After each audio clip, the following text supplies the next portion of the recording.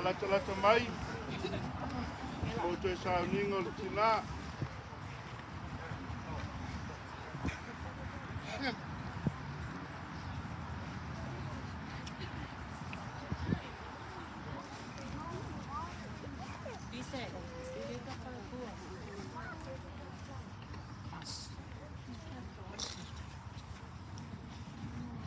O le whaaua wina. Sauninga o le Tinā Malolo, Manumalo, i Aoto'a, Sulu, Fanua. Na whaina mai e le lii, wa ave seina fo e le lii. Ia wha manuina le swafa le lii. Le o tia o wheo i ailo tui, le tunga maue o whea ailo Manumalo.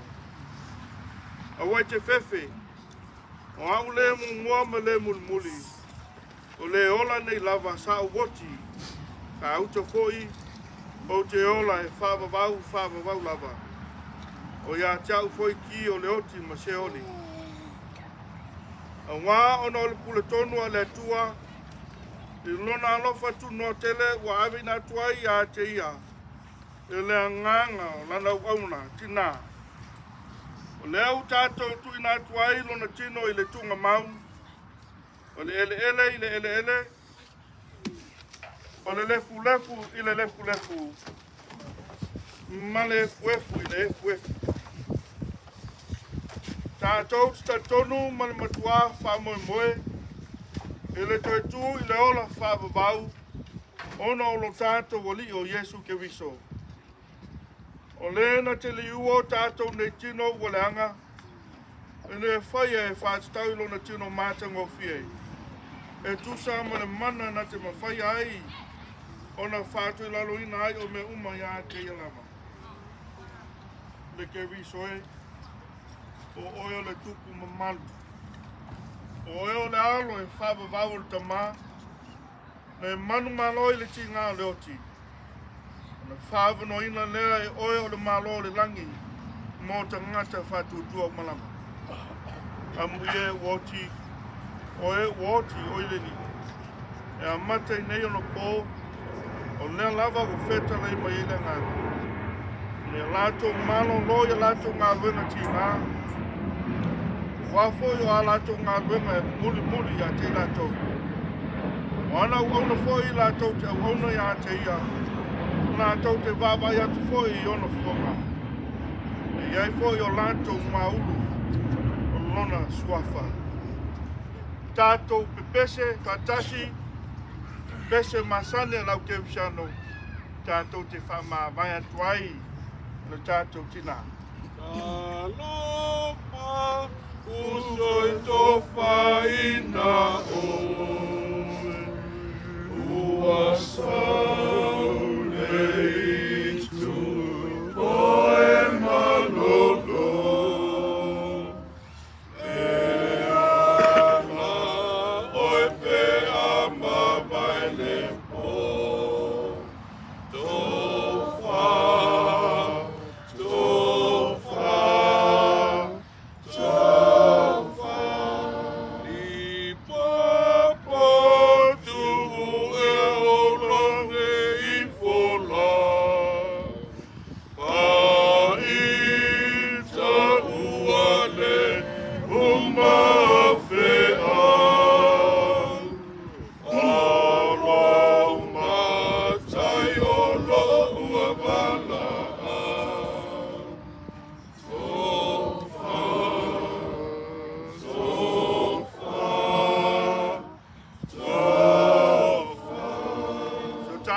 Talo.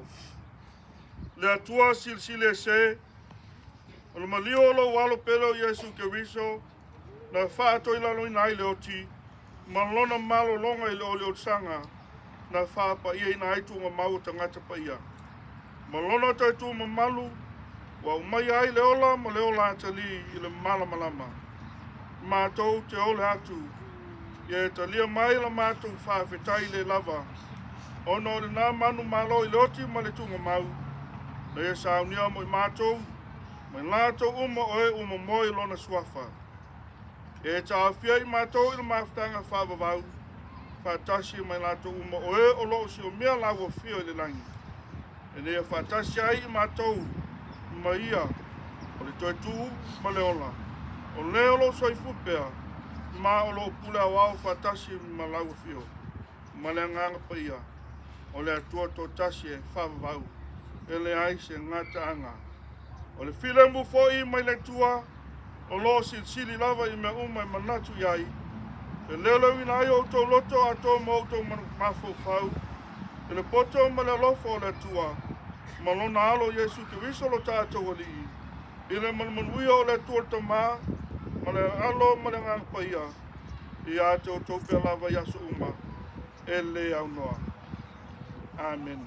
Ia whakasi pea Yesu Aoto'a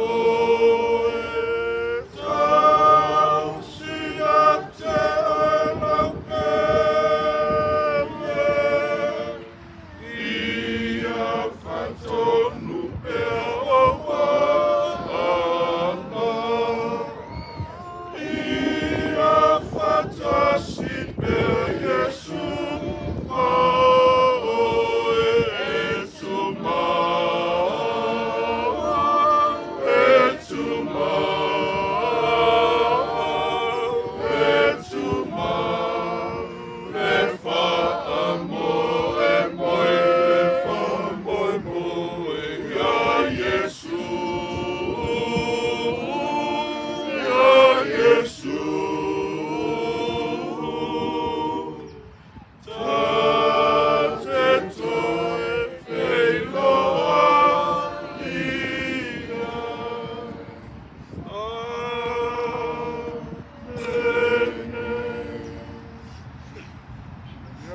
Tinā.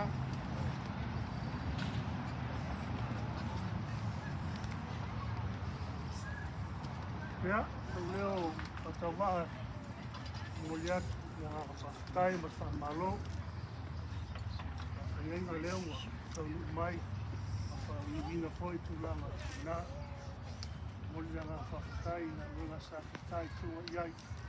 Ia leo wa mai sana.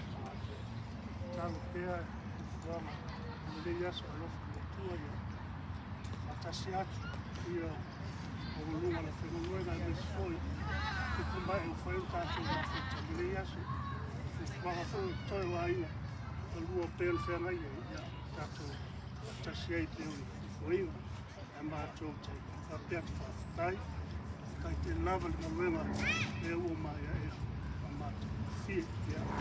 Sanga leo mautua tu i. Mātou te whawhoi atu le inga i le tua. Waka peo na tātou o wai. Me yasu e so mātou. Teo whatau wā na tai o le esi. Tātou kulama peo na whasa wadu whātati a. A iesi se lo loa leo iei whanau na ia. Kamo moe longo iei tu lama. Wā, ai tātou whatau nuu i manuia i whanau. Teo sau ia inga lua. Māsa tu kulama teo. Me yasu